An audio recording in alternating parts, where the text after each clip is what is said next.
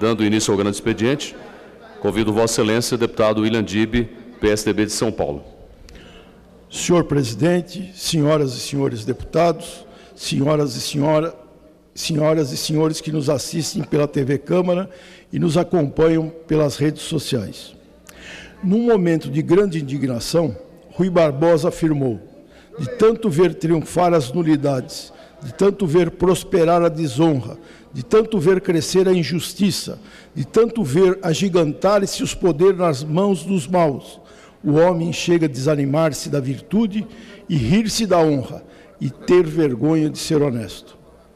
Albert Einstein disse: aquele que já não consegue sentir espanto, nem surpresa, estar, por assim dizer, morto, em seus olhos estão apagados.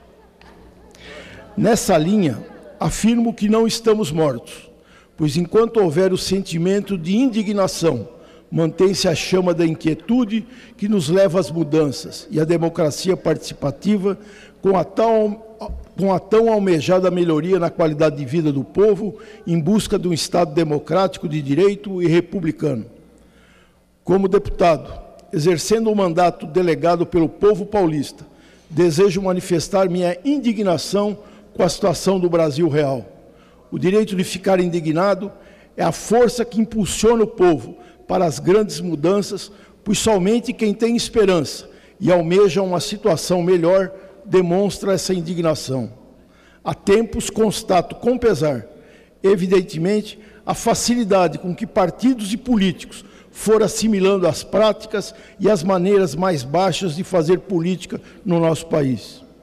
Essa tendência, apoiada no sentimento de impunidade, e também é usual em nosso país, tem se exacerbado no exercício do poder. Com o aumento do sentimento de impunidade, reduz a nossa capacidade de indignação. Vemos com perplexidade a falta de indignação pelos atos de corrupção que são denunciados com mais e maior frequência. Temos a sensação de anestesia geral da população frente à impunidade e aos desvios éticos e morais na política brasileira. Assistimos a fatos comuns, como assassinatos em cruzamentos, que já causaram indignação nacional e hoje são fatos corriqueiros no nosso cotidiano metropolitano, que não mais provocam nem a mídia, nem indignação na nossa sociedade. Nesse quadro, me alia o pensamento de Daniel Ben-Said, professor de filosofia da Universidade de Paris, no seu livro Os Irredutíveis, Teoremas da Resistência para o Tempo Presente, que nos introduz 5 provocativos teoremas, resistindo e se opondo à ideia conformada e conformista de que o mundo estaria caminhando rumo a uma inelutável catástrofe. Nesse sentido, seus teoremas de resistência para o tempo presente contribuem para difundir toda a força e a atualidade de um pensador inquietante. Os 5 teoremas são articulados em torno de uma questão fundamental. Deve o futuro se reduzir a uma repetição informal da ordem existente? Pois é contra o aniquilamento dos horizontes da esperança que a voz de Ben-Said se insurge, pondo à prova a força irredutível da indignação. Em meio às incertezas do mundo contemporâneo, decorrentes do esgotamento de paradigmas, do fim das certezas absolutas, Ben-Said reconhece como certo o fato de o mundo ter se tornado mais desigualitário e mais violento. Porém, as portas do futuro estão de novo entreabertas e é preciso enfrentar os desafios do novo século. Contra o mar medonho da ação sem objetivo, a desesperança e o cinismo dos vencedores, o intelectual desfere seu prognóstico alentador e enfatiza ao longo do seu livro a irredutibilidade da política, a ética e a estética. A política é o único instrumento de transformação da sociedade para melhor ou para pior. A política feita com moral e ética na procura do bem comum, com certeza produzirá uma sociedade mais justa e igualitária. Ben-Said constrói seus argumentos de maneira sinuosa, reafirmando que em nossa contemporaneidade o consenso triunfa sobre o conflito. Para além da modernidade e da pós-modernidade, resta a força irredutível da indignação, que é exatamente o contrário do hábito e da resignação. Com essas palavras, Bensai arremeta suas reflexões, não sem antes propor a invenção de um mundo que não seja mais uma mercadoria.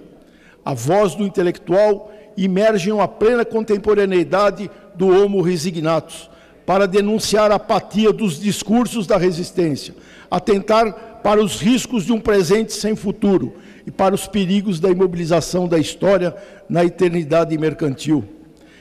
Irredutível a soberba indiferença e tantos acomodamentos e a tantas renúncias consentidas. Bensai nos convoca a assumir uma dupla responsabilidade, a transmissão de uma tradição ameaçada de conformismo e a invenção audaciosa de um futuro incerto. Vamos ao nosso Brasil real. Nas últimas décadas, as condições de vida da população brasileira melhoraram. Segundo o censo de 2010 divulgado pelo IBGE, que revelou um país com mais renda, menos analfabetismo, maior acesso a serviços como água e energia elétrica.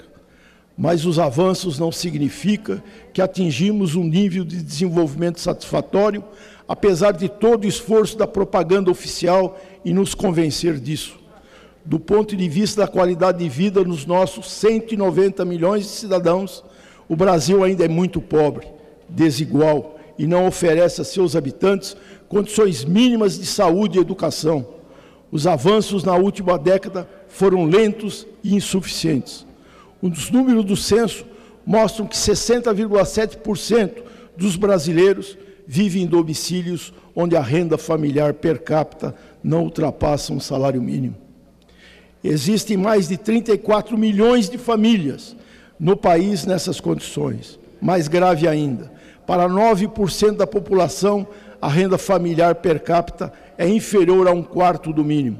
No limite extremo da pobreza, somam 4,3% os domicílios nos quais nenhum ocupante possui qualquer tipo de remuneração. Nem mesmo a oriunda de transferências governamentais como o Bolsa Família. Além da enorme massa de pobreza, a desigualdade regional ainda impera. Entre as famílias nordestinas, mais de 80% têm renda per capita domiciliar inferior a um salário mínimo. No norte, o percentual também é alto, 75%. A região proporcionalmente menos pobre do país é o sul, com 47,7% das famílias sobrevivendo com menos de um salário por indivíduo. Apesar das enormes dificuldades remanescentes, o IBGE verificou que a pobreza diminuiu. Mas se é verdade que a pobreza diminuiu, a eliminação da miséria ainda é um sonho distante. A partir dos resultados do censo, resta claro que programas como o Bolsa Família não conseguem atender de maneira satisfatória os bolsões carentes do país. De acordo com o IBGE, 8,5% da população brasileira vive em renda familiar per capita de até R$ 70. Somam-se 16 milhões de pessoas consideradas miseráveis, de acordo com os critérios oficiais. A estimativa anterior do governo apontava a existência de, no máximo, 10 milhões de indivíduos nessas condições. Esquecemos de 6 milhões de população. Deputado Dr. William Dib, eu me sinto honrado em estar ouvindo o seu discurso. O senhor que tem demonstrado uma pessoa muito preocupada com o social. Tenho tido a honra de lhe conhecer aqui no Congresso. Ouvi falar do senhor é uma coisa, ele conhecer pessoalmente é outra. Seu discurso demonstra a sua grande preocupação com a realidade desse país. Hoje nós somos aí a sexta economia do mundo, mas quando se trata dessa questão de distribuição de renda, ninguém fala. Estamos lá, 100º, 28º, nono aí, lugar, é difícil. Entendo sua preocupação e quero lhe parabenizar.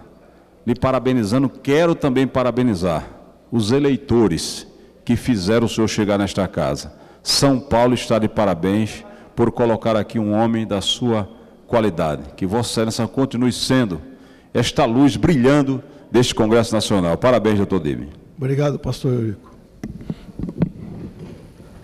Caro colega e amigo William Dib, né, é brilhante a sua análise da situação brasileira e correta. Eu gostaria só de adicionar alguma coisa.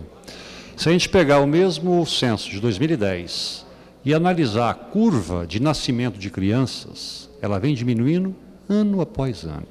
O que significa na prática? Se nós fôssemos uma família, é como se nós estivéssemos agora com menos criança e mais gente trabalhando na roça, se trabalhasse na roça. O rendimento aumenta naturalmente. Isso explica muito do que está acontecendo. O crescimento do Brasil, essas diminuições, é muito mais por efeito da demografia do que das ações de governo. Parabéns a Vossa Excelência, o seu raciocínio é brilhante. Obrigado.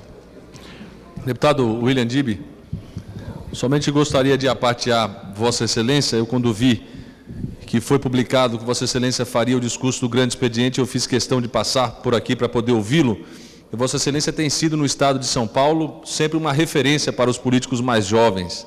Sempre aqueles que vêm no afã de poder acertar na vida pública, têm buscado, no seu exemplo, a referência para poder, assim, seguir. Então, eu quero daqui manifestar a minha admiração pelo trabalho de Vossa Excelência, quero manifestar a satisfação que pude, no período em que Vossa Excelência foi prefeito de São Bernardo do Campo, de poder visitar a cidade de São Bernardo e entender exatamente por que Vossa Excelência é uma referência política em todo o nosso país. Então, não gostaria de acrescentar nada ao seu discurso, porque percebo que terá uma qualidade para poder avaliar realmente a situação do Brasil real, e a sua fala, como de absoluta credibilidade, vai poder dar aos brasileiros que acompanham este programa, acompanham pela TV Câmara o seu discurso, a exata noção do que é a vida de um cidadão que entende do Brasil. Parabéns, deputado William Dib, pela sua fala. Deputado William Dib, é um prazer estar aqui ouvindo e compartilhando essas reflexões que a partir da sua experiência, Vossa Excelência traz aqui ao nosso plenário, e dizer que fiquei tocado, que o combustível da esperança muitas vezes é a indignação, que a indignação não se transforme em ceticismo, desesperança. É preciso achar forças e energias a partir desse sentimento generalizado que a gente percebe na opinião pública de indignação, para daí tirar a esperança, e mais que a esperança, a ação transformadora, que foi o que, quando prefeito em São Bernardo, William Dib fez, mostrando que não basta ter indignação, não basta ter esperança, mas é preciso ter capacidade de ação transformadora, de realização, para que o país seja cada vez melhor. Então, parabéns pelo seu pronunciamento. A bancada do PSDB nutre uma enorme admiração pelo seu passado, pelo seu exemplo e pela sua atuação firme aqui na Câmara. Obrigado, deputado Marcos. Deputado William Dib, muito oportuno o pronunciamento de Vossa Excelência, inclusive porque essa casa precisa se dedicar mais a discussões das questões econômicas. O que se avizinha, evidentemente, não é nenhuma marolinha, como disse irresponsavelmente o presidente Lula lá atrás. Nós vamos ter problemas graves e que serão ainda mais agravados com um governo que não demonstra competência para enfrentar e solucioná-los. Está batendo cabeça. Imagina que vai resolver problemas da nossa economia com tungas em poupança, ou medidas de privilegiar a venda de alguns produtos ou bens duráveis. É oportuno e, por isso, o PPS e eu, pessoalmente, quero aqui saudar a sua intervenção. Mas eu queria mais. Eu queria dizer da minha imensa satisfação de estarmos mais uma vez juntos lá em São Bernardo. Eu me lembro de um café da manhã num hotel da cidade de São Bernardo, como presidente nacional do PPS, lhe levando o apoio do nosso partido à sua campanha vitoriosa à Prefeitura de São Bernardo. Já tínhamos sido vitoriosos com, me parece, Maurício Soares, também eleito pelo PPS, com o seu apoio, era vice, se não me engano. Eu quero dizer que vou voltar a São Bernardo, porque às vezes que eu fui, a gente ganhou a eleição. E quero dizer que, junto com você e com o companheiro Alex Manete, vamos ser vitoriosos novamente em São Bernardo, para o bem de São Bernardo e de São Paulo. Talvez com discursos como o seu, também ajudando para o bem do Brasil. Muito obrigado, deputado Roberto Freire. Estaremos juntos, com certeza. O censo 2010 também mostrou que políticas que ajudam a combater a miséria, como as de saneamento, ainda estão longe de alcançar a eficiência desejada. Em 2000, 47% dos domicílios brasileiros estavam ligados à rede de esgoto. 10 anos depois, não passava de 55%. E que vale a dizer que 25,5 milhões de residências, quase 100 milhões de habitantes, ainda não têm esgoto coletado. Há também muitas discrepâncias regionais.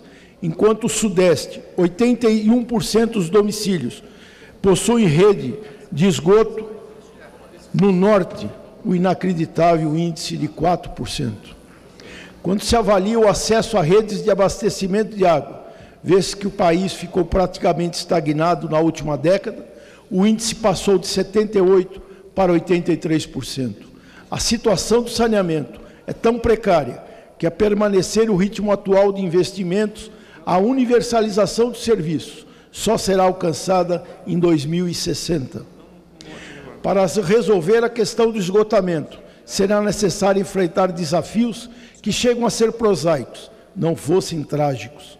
Somam 3,5 milhões dos municípios do país sem banheiro, o que equivale a 6,2% do total dos domicílios. Na prática, 14 milhões de brasileiros vivem nessa situação, completamente desprovidos de condições mínimas de higiene. Em alguns estados, o quadro é calamitoso. No Maranhão, por exemplo, 36% da população enfrenta essa situação.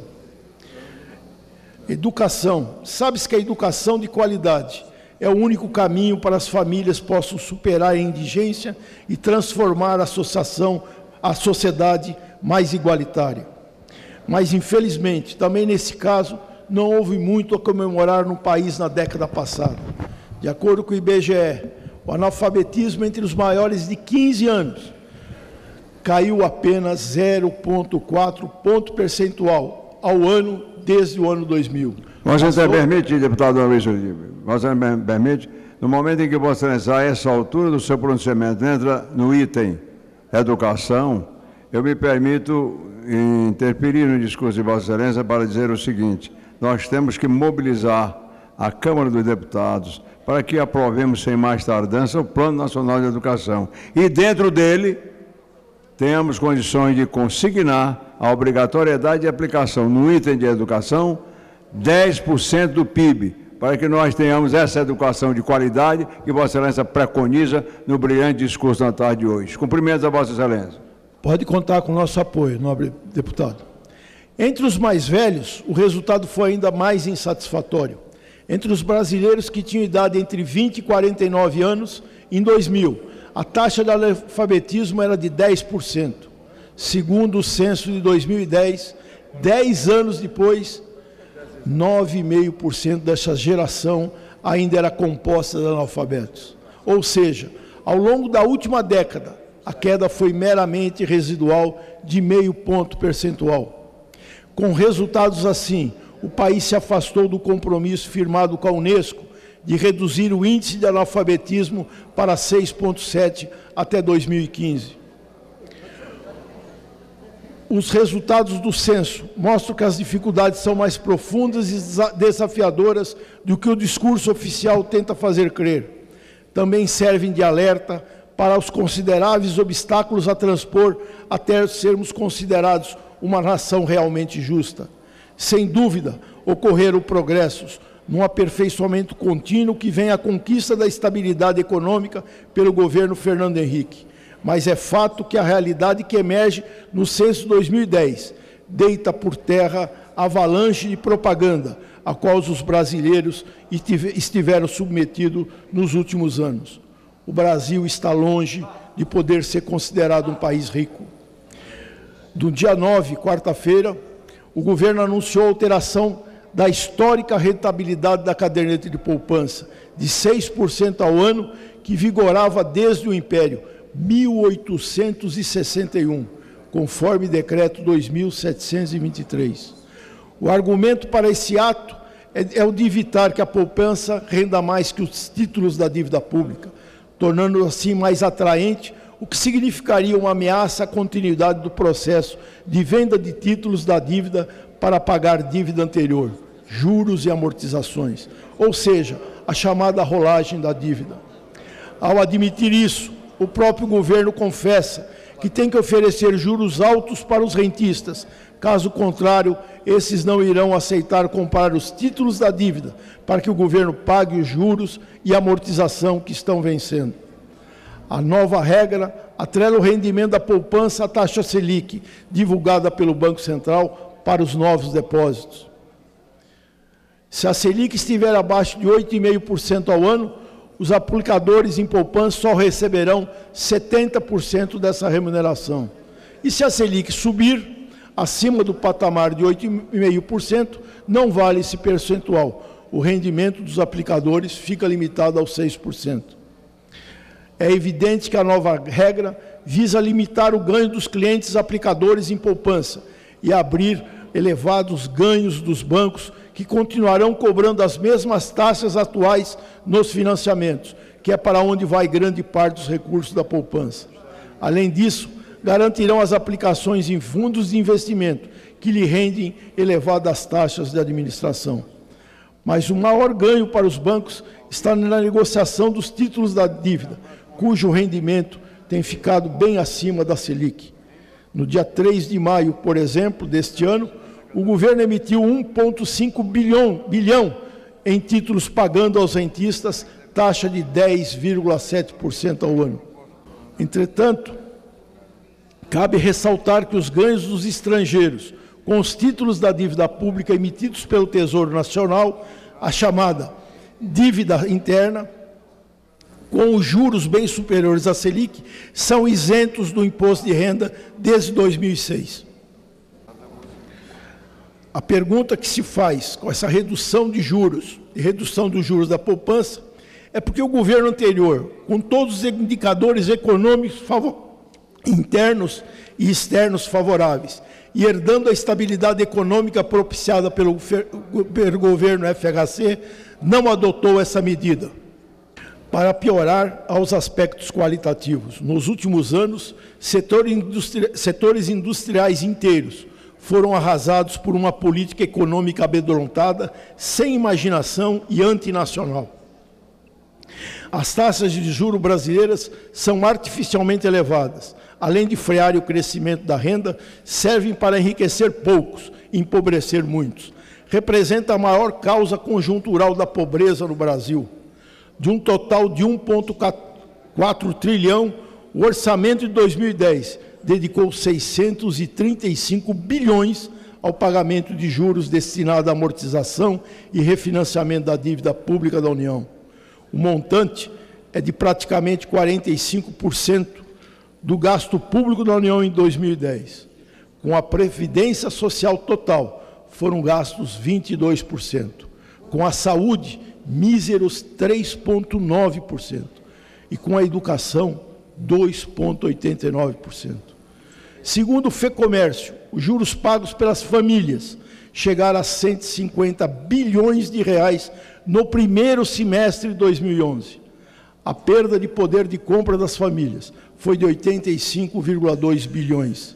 Os juros pagos pelas famílias refletem a taxa Selic estipulada pelo governo, que a mantém em patamar desnecessariamente elevado.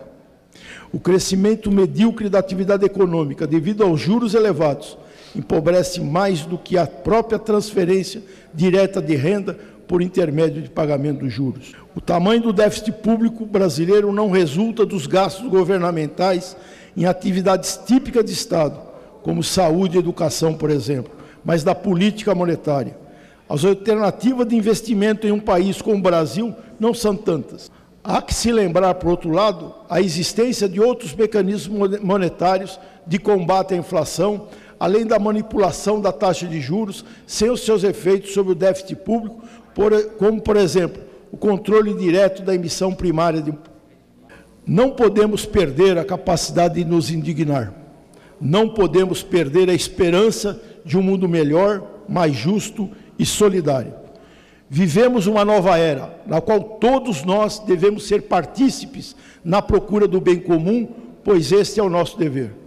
Para essa participação não basta a representação política propiciada pelos partidos. Naturalmente, temos que escolher bem nossos representantes, ajudá-los e a fiscalizá-los. Muito obrigado. Solicito a divulgação do pronunciamento no programa Voz do Brasil. Pois não, nobre deputado William Dib, Vossa Excelência será atendido.